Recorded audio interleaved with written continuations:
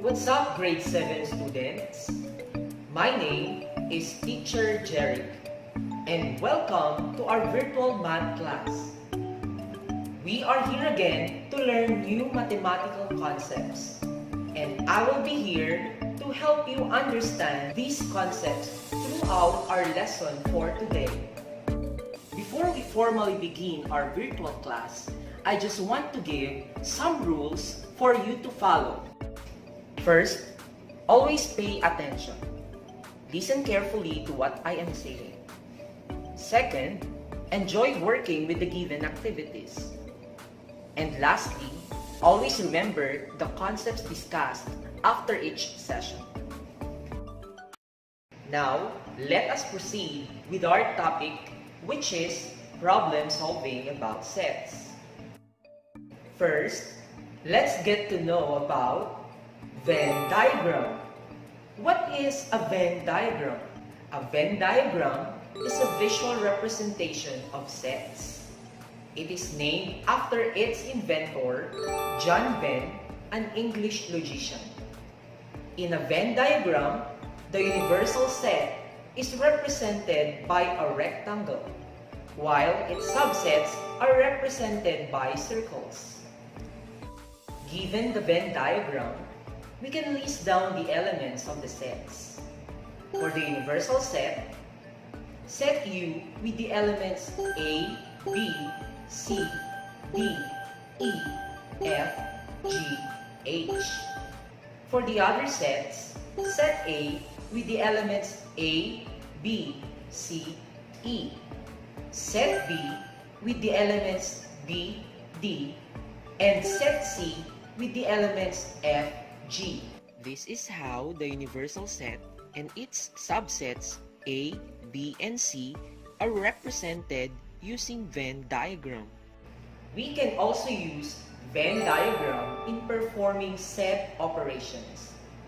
Take note of the symbols used in representing operations of sets.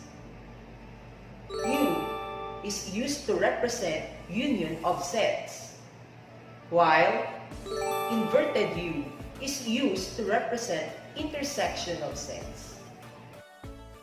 How do we represent the union of set A and set B?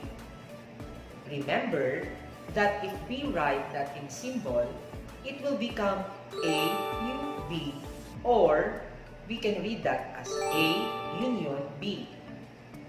In addition to that, we can determine the union of two sets by combining all the elements of set A and set B. Let us consider this example. Given the following sets, set A with the elements A, B, C, E, set B with the elements B, D, and set C with the elements F, G. Find A union B.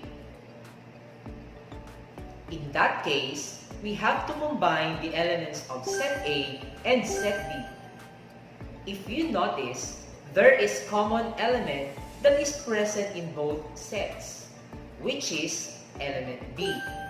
So, we write the element B once only. Therefore, the union of set A and set B, or A union B, will be A, B, C, D, E.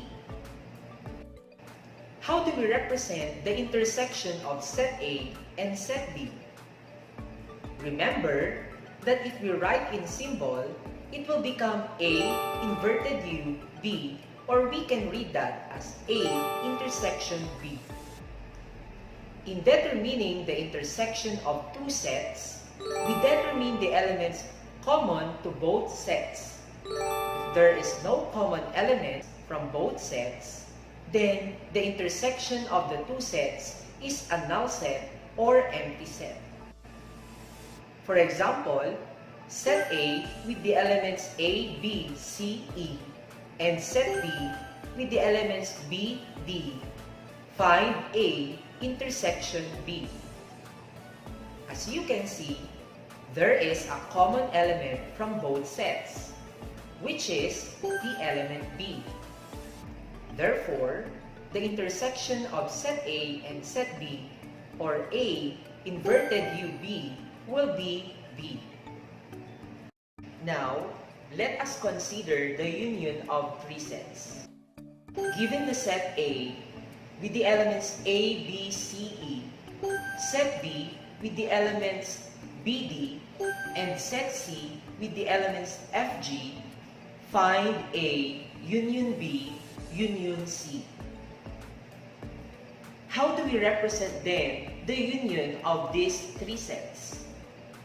Remember that when we determine the union of sets, we need to combine all the elements of the sets. Therefore, the union of set A, set B, and set C, or A union B union C, has the elements A, B, C, D, E, F, G. Set operations can also be represented through Venn diagrams. For example, set A and set B are disjoint sets. How do we represent the union and intersection of the disjoint sets A and B? Remember, in finding the union of sets, we need to combine the elements of the two sets. So to find their union of the two disjoint sets, we need to shade the regions for set A and set B. The shaded portions now represents the union of set A and set B. For the intersection of two disjoint sets, there is no element common to both sets. Therefore, there is no need to shade the region to represent the intersection of set A and set B. How do we represent the union and intersection of set A and set B if the two sets are joint sets? For the union of two joint sets, we need to shade the region for both sets A and B. This represents the union of two joint sets A and B. For the intersection of two joint sets, we need to shade the region for which the two sets intersect or overlap. This region represents the intersection of two joint sets A and B. Problems involving sets may vary from easy to difficult, which may only involve counting to solving with the aid of Venn diagrams. In this lesson, we are going to apply our knowledge and skills in sets, set operations, and Venn diagrams involving 2 and 3 sets. The counting principle for union of sets will also be of great help in solving problems involving sets. It states that for any given sets A and B, the cardinality of A union B is equal to the cardinality of set A plus the cardinality of set B minus the cardinality of the intersection of set A and set B. Or in symbol, N of A union B is equal to N of A plus N of B minus N of A intersection B, where small n represents the number of elements in a given set.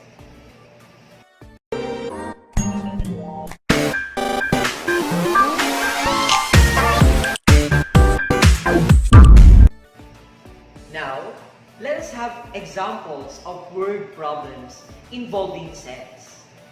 Are you ready? Yes, I know you are ready. Let's have this example. A survey was conducted to a group of incoming grade 7 learners. They were asked what learning modality do they prefer? Online learning or modular instruction?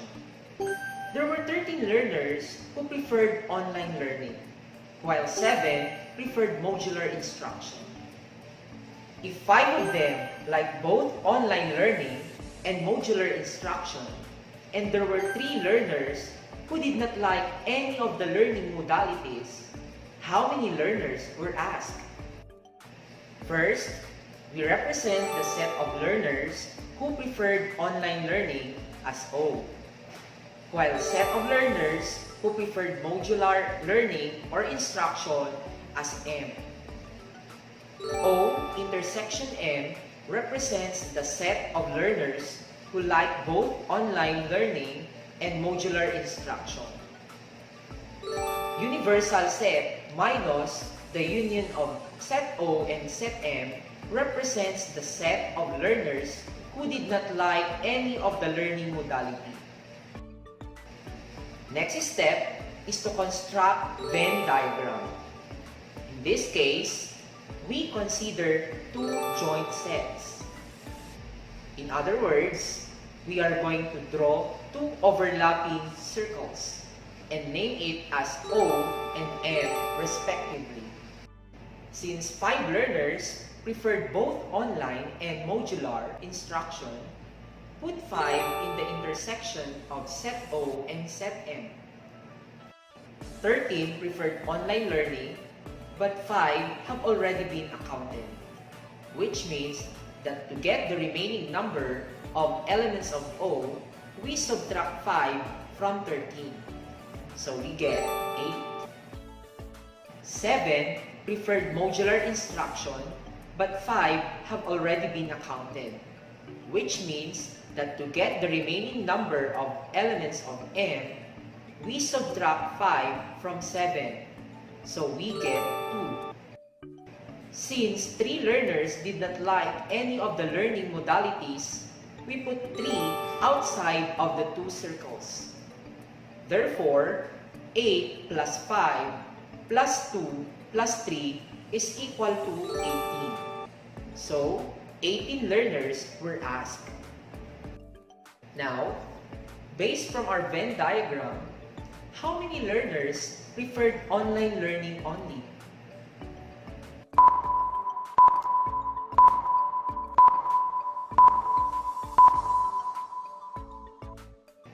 Yes, there were 8 learners who liked online learning only. How many learners preferred modular instruction only?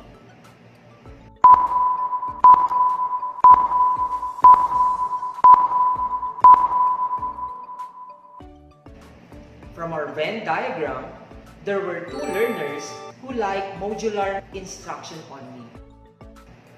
How about the number of learners who did not like online learning?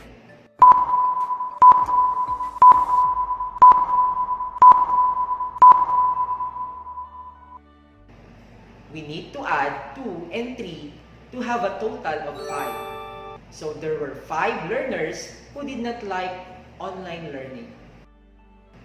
I hope you understand our first example.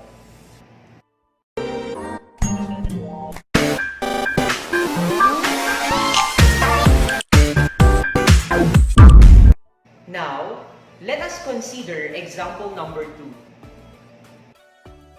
A class of 30 music students includes 13 who play the piano, 16 who play the guitar, and 5 who play both the piano and the guitar. How many students in the class play piano or guitar? And how many play neither instrument? To start with, we need to represent the given in the problem. That is, G represents the set of students who play the guitar. P represents the set of students who play the piano. And of G represents the number of students who play the guitar, which is equal to 16. And N of B represents the number of students who play the piano, which is equal to 13. G intersection P represents the set of the students who play both piano and guitar. N of G intersection P represents the number of students who play both piano and guitar. For this example, we can use the counting principle for union of sets in getting the number of students who play piano or guitar instead of using the Venn diagram. We use the formula N of G union P, which is equal to N of G plus N of P minus N of G intersection P. So, we have N of G union P is equal to N of G plus N of P minus N of G intersection P. Next step, N of G union P, which is equal to, open parenthesis, 16 plus 13, close parenthesis, minus 5.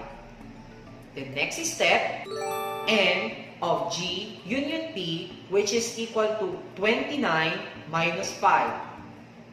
Therefore, N of G union P is equal to 24. So, the number of students in the class who play piano or guitar is 24. On the other hand, to find the number of students who play neither instrument, we subtract 24 from 30. That is 30 minus 24, which is equal to 6. So there are 6 students who play neither instrument.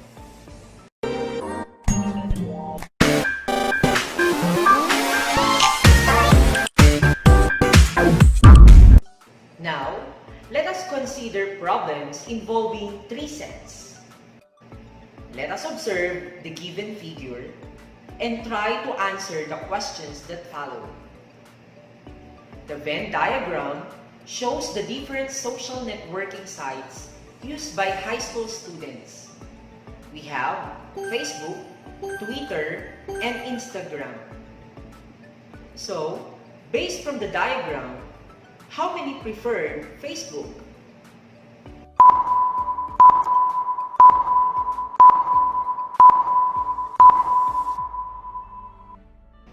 That's right. In order to determine the number of students who preferred Facebook, we add 11 plus 7 plus 6 plus 8 equals 32. So, 32 students preferred Facebook. How many preferred Instagram?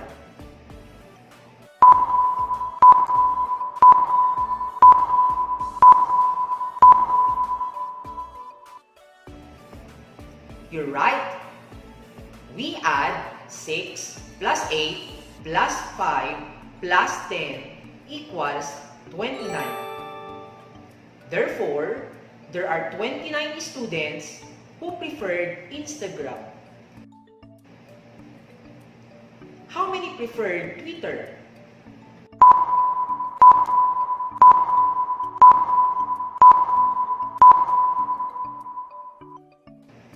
Correct. There are 29 students who preferred Twitter. How did we get 29? Simply add 7 plus 9 plus 8 plus 5 equals 29.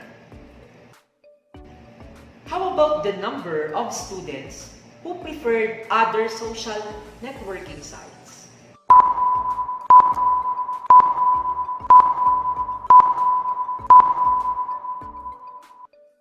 There are only 4 students who selected other social networking sites. They are found outside the sets where Facebook, Twitter, and Instagram are located. Now, try to answer these questions. How many preferred Facebook only?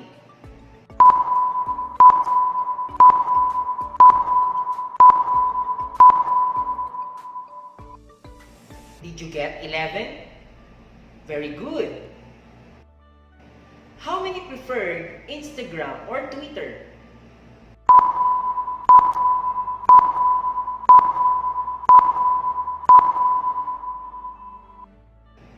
Simply add 6 plus 8 plus 5 plus 10 plus 7 plus 9 equals 45. Did you get the same? How many preferred Facebook but not Twitter?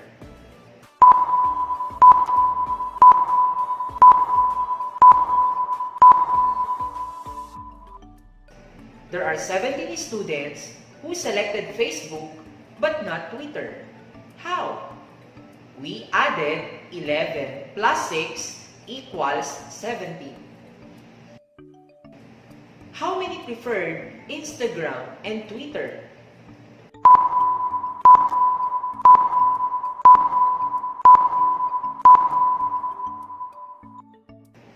There are 8 plus 5 equals 13, which means there are 13 students who chose Instagram and Twitter.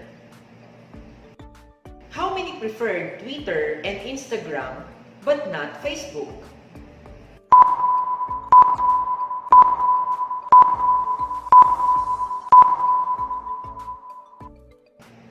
There are only 5 students who chose Twitter and Instagram but not Facebook.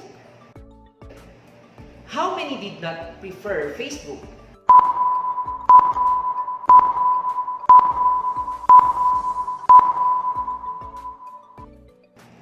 For those who did not choose Facebook, we determine it by adding 10 plus 5 plus 9 plus 4 equals 28.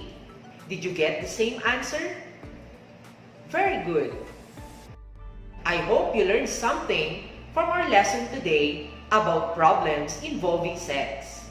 Again, I am Teacher Jeric saying keep safe everyone, goodbye, and have a nice day!